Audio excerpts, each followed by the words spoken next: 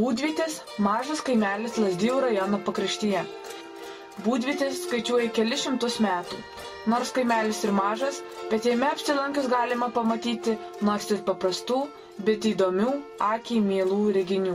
Žingsniuojant Beržų alėją, prieisite senovinį Būdvyčio svirną. Porą šimtmečių atgal nukelia nekasdieniškas statinys.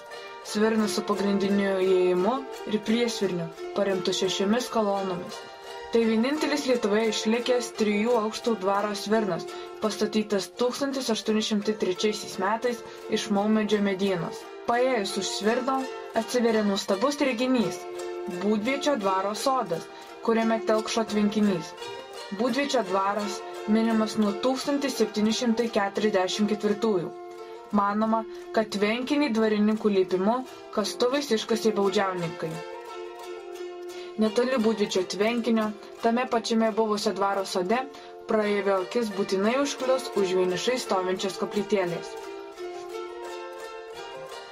Būdvyčio bažnyčios atsiradimo pradžia 1906 metai, kuomet šioje vietoje buvo pastatyta medinė koplyčia. Žingsniuojant nuo bažnyčios, siaura vingiuota gatvelė, iš toli šviečia vasariškai žalios spalvos medinis namas. Jame praeitame šimtmetyje su šeima gyveno garsus Būdvyčio krašto knygnešys Jonas Kaluškevičius.